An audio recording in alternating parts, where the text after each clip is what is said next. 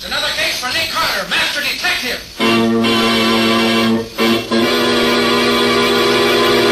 Yes, it's another case for that most famous of all manhunters, the detective whose ability at solving crime is unequaled in the history of detective fiction. Nick Carter, Master Detective, presented by the three great Linx home brighteners.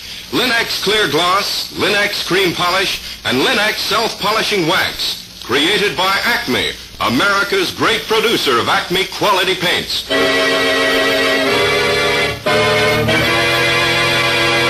Today's curious adventure: Murder in a Decanter.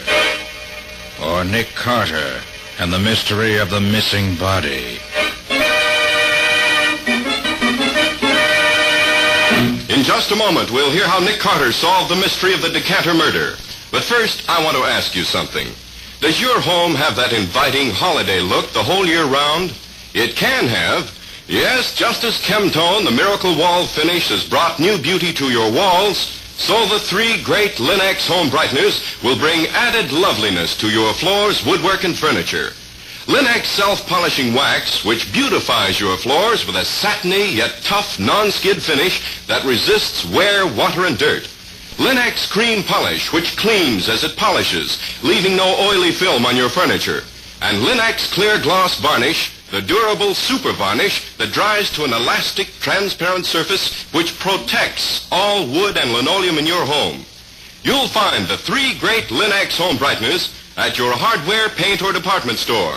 Your headquarters also for Chemtone, the miracle wall finish.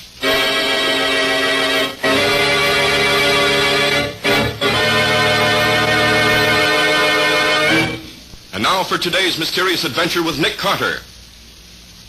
As our story opens, we find Nick and Patsy at a New Year's party talking to their host. I'm sorry, Mr. Carter, but the man I asked you here to meet has been unavoidably detained. You and he would have had a great deal in common, I know. Yes, Nick's been looking forward to it for a long time now, Mr. Cord. And I can keep looking forward to it for a while longer, I guess. Well, Mr. Carter, you'll probably find all kinds of people at my parties. I'll be seeing you. Well, there are certainly all kinds of people here, Patsy.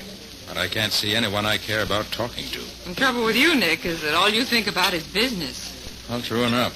But in my business, I meet people who are interesting and frequently intelligent, even if they are crooks. But here... There are probably interesting characters here if we only knew which ones they are. Yes. Now look at that man just coming into the room. If you can call him a man. Oh. Mackley, I believe his name is. Typical gigolo if I ever saw one. And he's not contented with drinking at the bar. He's carrying his own private decanter of whiskey right along with him. Yes, he's hardly an attractive type. To me, that is. I understand that he's considered very attractive by many women, however. Do you know him? No, but I know something about him. For one thing, I understand that he and our hostess are pretty thick. And that he... Uh-oh, he's coming over here. I hope he doesn't want to stick around. Having fun, Carter? Great party, isn't it? Yes, if you like it. Well, I've just been giving a bit of extra attention to our lovely hostess. She's almost out. Shouldn't drink so much, you know. The lovely Cynthia just can't take it, I'm afraid. Is she all right, Mr. Mackley? Oh, yes. Practically speaking. I just left her on the divan in a small den upstairs. Gave her a little snifter and left her there to sleep it off. The small den? Yes, her upstairs library where she keeps her account books and whatever. Nice private little place to get rid of that too much, too fast feeling, you know. Yes, I see. That's why that whiskey decanter you're carrying around, I suppose, Mr. Mackley. Oh, yes. I can now put it back on the shelf behind the bar where it belongs. Cheerio. What an unpleasant creature. Yes.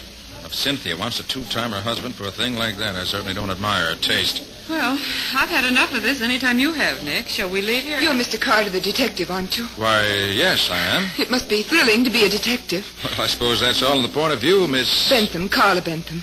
My brother's Wallace Bentham, Mr. Cord's private secretary. Oh, yes. Mr. Carter.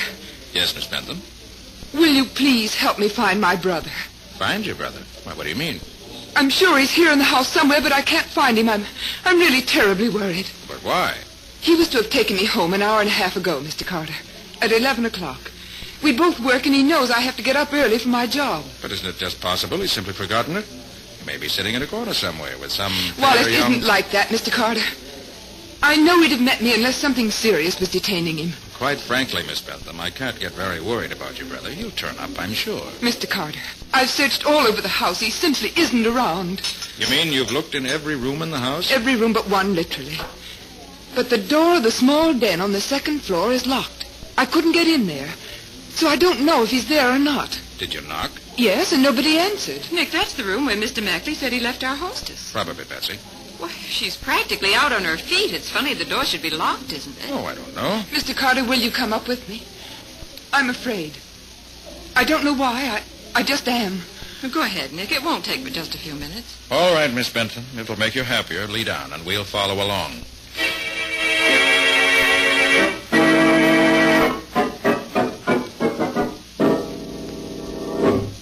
It's right over here, Mr. Carter. Huh? Is this where the 40 thieves hung out? How do you mean? Look at the size of those jars or urns or whatever you call them. 2 at the head of the stairs and 2 more on the landing. Boy. They're Oriental, I believe. Brought back by one of Mr. Cord's ancestors. This is the room. Here. The door's locked, all right. Well, let's try knocking. You see? No answer. Well, detective's supposed to look through keyholes, so I might as well live up to my reputation. Yes, I think I will have a look in there after all. Well, something is wrong, Nick. Mr. Carter, what is it? You'll see in just a moment. And it won't be pleasant, I warn you. And let me get this door open. There. Nick, that's Mrs. Cord. That was Mrs. Cord. Oh, the whole top of her skull is smashed in. Oh, Nick. Wallace? Wallace? There's obviously no one in this room but the body. But Wallace, where's Wallace? This is the only place where he could be, and he isn't here. He isn't. Please, Miss Bentham. This is a matter for the police. I hope Lieutenant Riley doesn't mind being hauled out of bed in the middle of the night.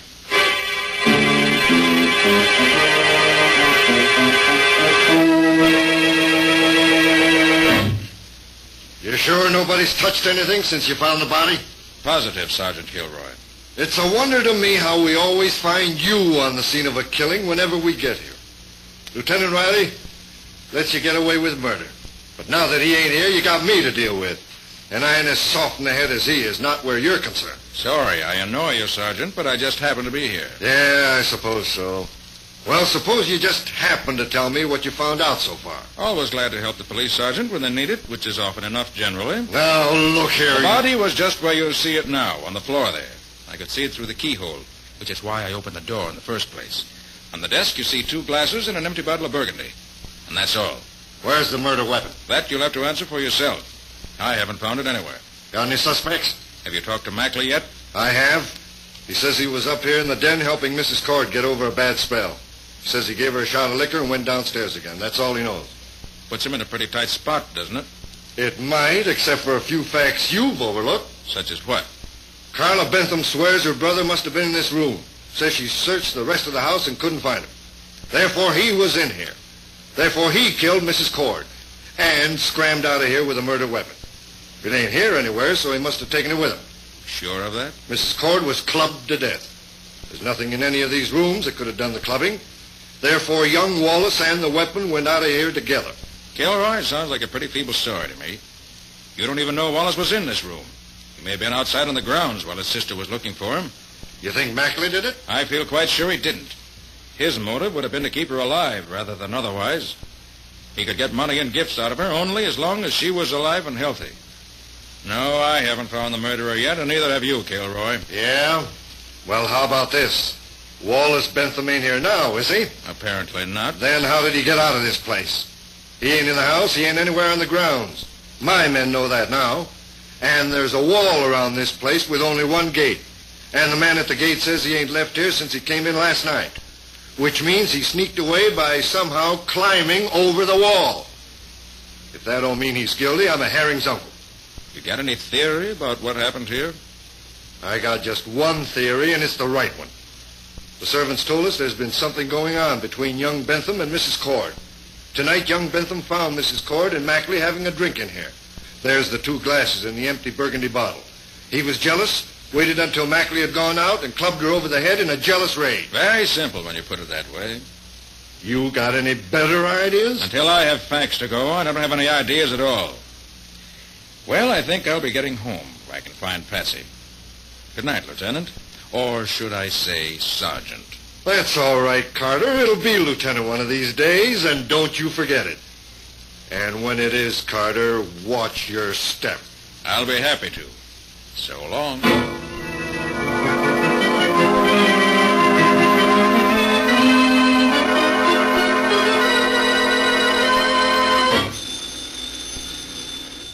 All right. Nick Carter's office. Mr. Carter, this is you-know-who. Don't mention my name. Oh, yes, I recognize your voice. Can you come to 2343 Aldine Street at once? I'm in terrible trouble. Terrible. But what's the matter? I can't tell you on the phone. For the love of heaven, come. All right. Lucky you caught me. I was just going out to dinner.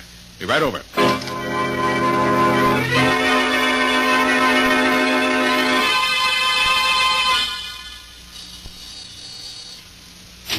Come in quick. Look, there. Why, that's Mackley. With the top of his head crushed in, too. Yes, there's what did it. Heavy glass bookend. I found him like that when I came home. You just got in when you phoned me? Yes.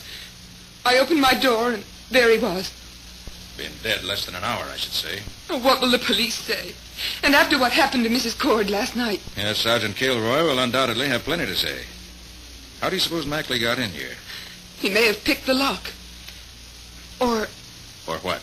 my brother Wallace had the only other key to my apartment. If he were here and opened the door to find Mackley there instead of you might have swung with the bookend. I wonder. Miss Bentham, how well do you know Mr. Mackley? I only met him once before last night. If he's almost a stranger, why should he come here to see you? I don't know. And that's the truth. Let's see what he has in his pockets. Maybe that'll tell us something. Usual junk man carries around.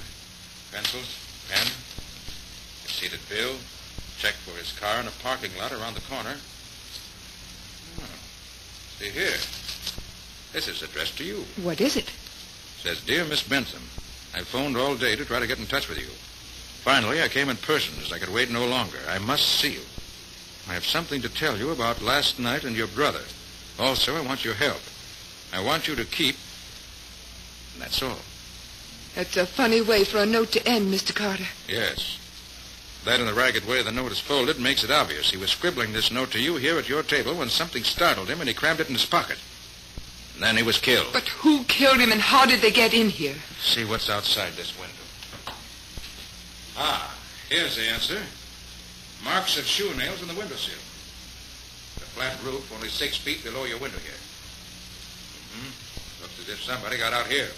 Probably the killer. May have heard your key in the lock and dashed out this way. Maybe I'm lucky he didn't wait and kill me, too.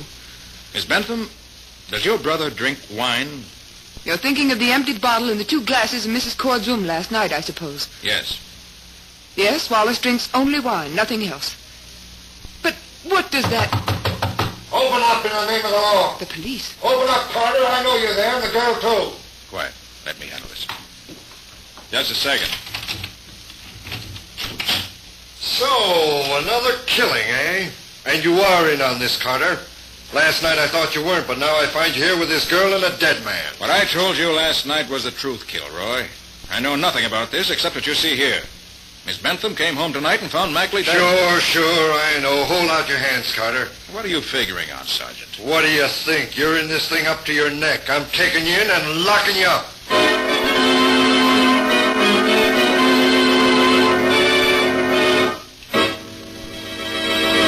Well, what can Nick do now? Arrested and in jail for a murder he didn't commit, he can't do much to find the real murderer. What's going to be his next step? We'll see in just a moment.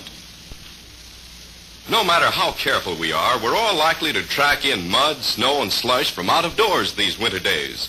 Save time and energy by protecting your floors. Use Linex self-polishing wax, the non-skid finish, to give your wood and linoleum floor surfaces protection plus beauty.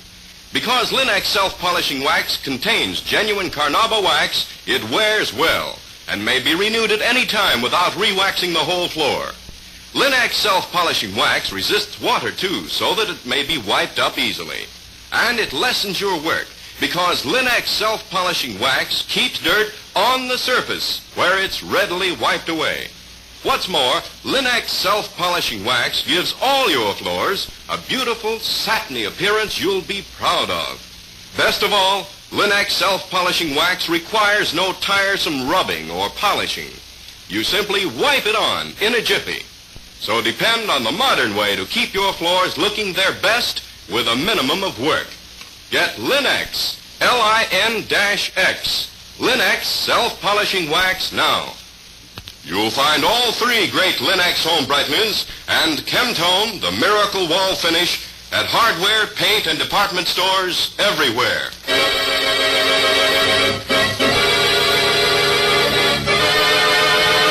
And now back to our story. We left Nick trying to talk Sergeant Kilroy out of arresting him for murder, but without much success. You're in this thing up to your neck, and I'm taking you in and locking you up. Well, that's absurd, Kilroy. I had nothing to do with Put your hands out, Carter. Kilroy, you're a fool. Why you interfere? Shouldn't hit a policeman, Mr. Carter. I know it, but I had to do it. I've got to be on the loose for a time. I'm just beginning to make sense out of this. Come on. Where? Kilroy was alone when he came up here, but he must have men downstairs. We have to get out of here before they come here looking for him. You got any money? Yes, some. Good. Go to a side street hotel somewhere and register under an assumed name.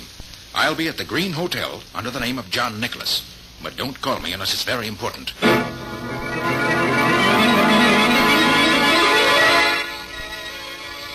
Casey's parking lot. Yes, this is the one. Will you get this car for me, please? Here's the check.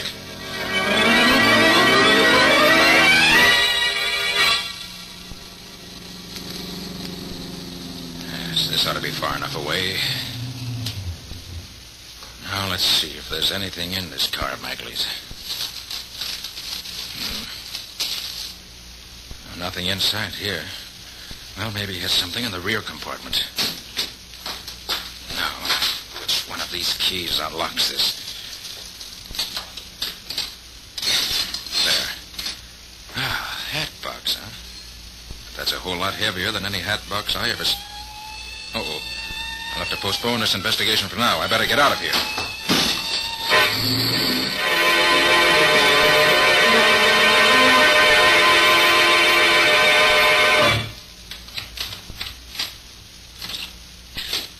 Who's there?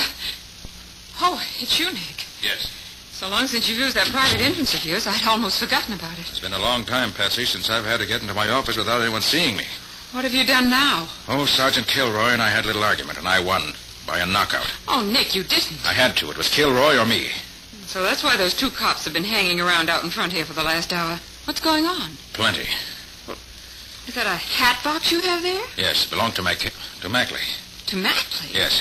He was murdered in Carla Bentham's apartment early this evening. Oh? I'll tell you all about it later. Right now I want to find out why a hat box should be so heavy. Give me those scissors. Here you are. Oh, snip here, snip there. The string is off. We lift the lid, and we find... lots of tissue paper. Hurry up, Nick. And under the tissue paper we find a whiskey decanter. Oh, but that can't be whiskey in it. It's too red. You're right there. No, don't touch it, Patsy. Maybe fingerprints on it. Oh. Here, let me use my handkerchief. I'll take it out where I can see it better. Oh, that's a beautiful thing, Nick. Why, it's cut glass. Yes, but what's that in it? It smells like wine. Yes, it is wine. A sparkling burgundy, I should say, with no more sparkle left in it. That's a funny thing to do, put wine in a whiskey decanter.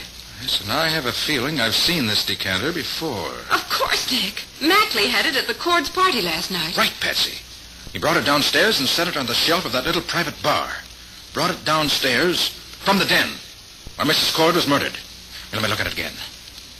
Of course. That's why the wine was put in it. This was what killed Mrs. Cord, Patsy. What? Yes, see the blood right on the corner here? What? You can't see it with a decanter full of wine unless you look for it. And there are fingerprints on it, too. I can see them. Patsy, that's the answer. I don't get it, Nick. You will later. Right now, I've got to get over to the Green Hotel where I'm supposed to be registered as John Nicholas. I'll see you later. And take good care of that decanter.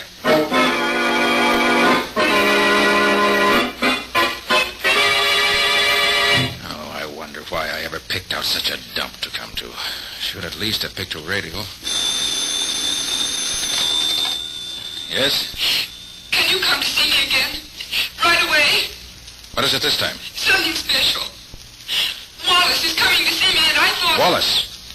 Your brother? Yes, and I thought he could get some advice from you. How do you know he's coming? He just phoned me. But that's utterly and completely impossible. That's what he said. How do you know where to phone you? I guess he must have been near my hotel when I left and followed me here. Can you come? You bet I'll come. I wouldn't miss it. Where are you? The mall. Ask for Helen Laughlin. I'll be there in 10 minutes.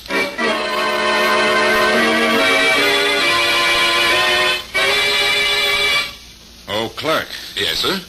Miss Helen Laughlin's room. Number 211, right at the head of the stairs. Is she expecting you? No, she's not expecting me. And I don't want to phone up to her. I want to surprise her, see? Oh, sorry, sir. Rules are that all visitors have to be announced. Is that so? Well, here's a $5 bill. See it? Yes, sir. Now tear it in half. So. Here's half for you and half for me. You get the other half if you don't phone on ahead that I'm coming. If you do phone ahead, I've got something else here in my hip pocket that you'll get when I come down. And I know how to handle it, too. You get me? Yes, sir, I get you. You can go right on up. Nobody will announce you. Okay. See you later.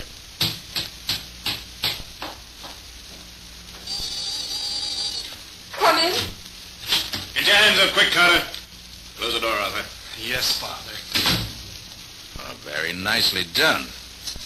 Mr. Cord and son Arthur, if I'm not mistaken. I'm sorry, Mr. Carter. They made me phone you. We did. A few twists of her arm, and she was glad to oblige. I knew they'd be here, Miss Bentham.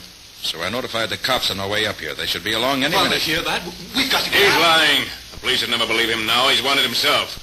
Besides, why should he expect to find us here? For the simple reason that Miss Bentham's brother Wallace just couldn't be coming here to see her.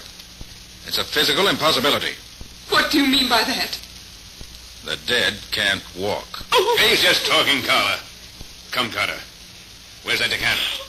Suppose I told you it was at headquarters. Fingerprints, blood and all. I wouldn't believe you. You couldn't know anything about it. It couldn't be much plainer. Blood in two places on the decanter. Where your wife was clubbed once, and the other place must have been where you clubbed Wallace. Oh, no. No. I'm sorry, Miss Bentham. These two killed your brothers who? Father, he knows. Just what do you know, Carter? Plenty. You caught Wallace and your wife together and killed them both by slugging them with a whiskey decanter. I imagine that Mackley was close enough to see you do it without being seen himself. Then you had the idea that if young Bentham disappeared, the police would blame the murder on him. So you and your precious son carried his body out and hid it. But while you were gone, Mackley got his big idea. Blackmail. Here in front of him was a decanter with blood and fingerprints on it. And you, Mr. Cord, were now a very rich man, having inherited your wife's fortune at her death. So Mackley got the decanter, poured out the whiskey, and filled it with the wine from the bottle on the desk. The blood didn't show up that way. Then he took it down to the bar, carrying it carefully so as to preserve the valuable fingerprints. Father, how can he know all this? Go on, Carter. Anything else? Plenty. Judging by the note we found on Mackley's body a while ago, he must have gone to Carla's apartment to let her in on the blackmailing scheme, too. Maybe he wanted to hide the decanter there for safety. But you trailed him there, Cord, and socked him with the bookend, figuring you don't hang any higher for 3 murders than for 2. But Carla came in just then, and you had to leave before you could search Mackley's body. Then I got into the case. You trailed me and saw me get hold of Mackley's car, in which the decanter was hidden. Meanwhile, your sweet son trailed Carla here, and the rest was easy. Force her to call me, and then force me to produce the incriminating decanter. You're a fool. Why should I kill my own wife? Because she had money and because you were broke. That and a jealous disposition are motive enough. Okay, so I killed her. Now I want that decanter. You'll call the messenger on that phone. Tell him where to bring it to you at once. If you don't, we'll start working on Carla again. Okay, Cord, you win. For Carla's sake, I'll do it. Let me have the phone. That's more like it, Carter. Call Cranston 1365. That's the nearest messenger office. Here, take the receiver. I'll dial it for you. Very well.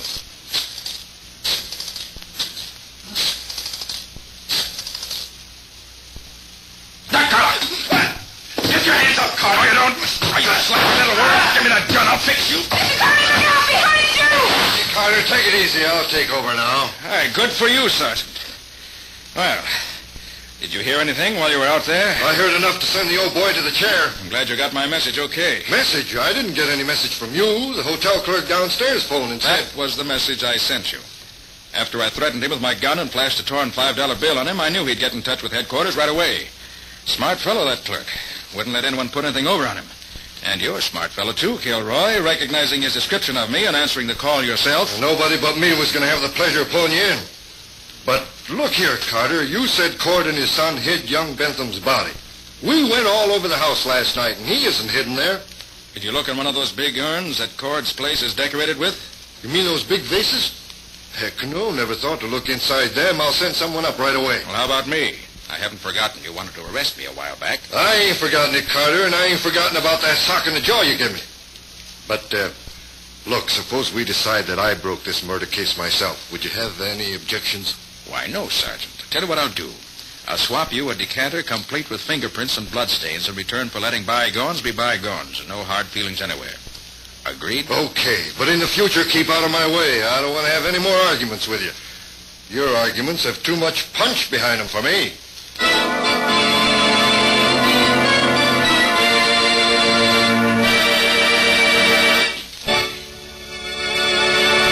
In just a moment, Nick and Patsy will return with a preview of next week's exciting case. But before they do, here's a New Year's resolution for you, one you'll find it easy to keep. The resolution that this year you'll make your home a more pleasant, more inviting place to be. With the 3 great Linux home brighteners, it's always easy to keep your floors, furniture, and woodwork shining clean.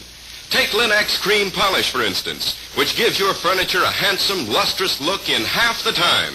Yes, it's true, for Linux Cream Polish cleans as it polishes, saving you one whole step in your cleaning day routine, and removing in one quick application the cloudy accumulation of dust and previous polish. Linux Cream Polish banishes messy fingerprints and helps conceal ugly scratches, too, and it leaves no oily film to attract more dust, to make more work. So be sure to ask your dealer for Linux Cream Polish. Get all 3 great Linux home brighteners. That's Linux, spelled L-I-N-X. You'll find them, Linux Self-Polishing Wax, Linux Cream Polish, and Linux Clear Gloss Varnish at your nearest hardware, paint, or department store. One other important reminder. This is the final week of the great 6th War Loan Drive. Make the world's safest investment now. Invest in victory, in post-war stability, in your own future security. Buy an extra war bond and make your idle dollars fighting dollars.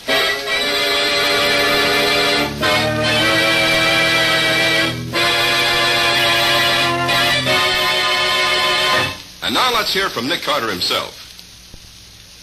How are you going to start the new year off, Nick? Have you got a good story for us? Well, I think so, Ken.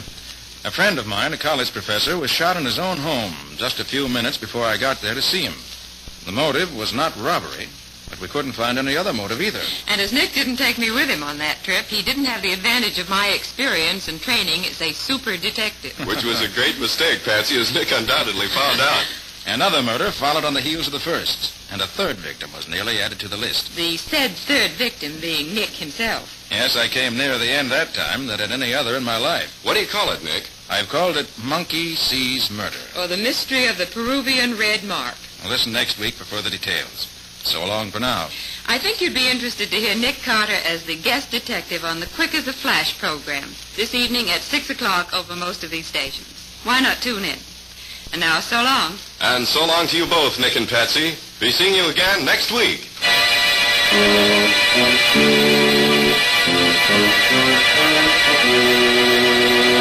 Next week at the same time, listen to another curious experience of Nick Carter, Master Detective, entitled Monkey Sees Murder. Or Nick Carter and the Mystery of the Peruvian Red Mark. Nick Carter, Master Detective, is featured in Street and Smith magazines. Lon Clark is starred as Nick with Helen Choate as Patsy. Original music is played by Lou White, and the programs are written and directed by Jock MacGregor. And now the 3 great Linux home brighteners, Linux Clear Gloss Varnish, Linux Cream Polish, and Linux Self-Polishing Wax, created by Acme White Lead and Color Works, America's great producer of fine Acme quality paints, wishes every one of you real contentment and success during the new year. Ken Powell speaking. This is Mutual.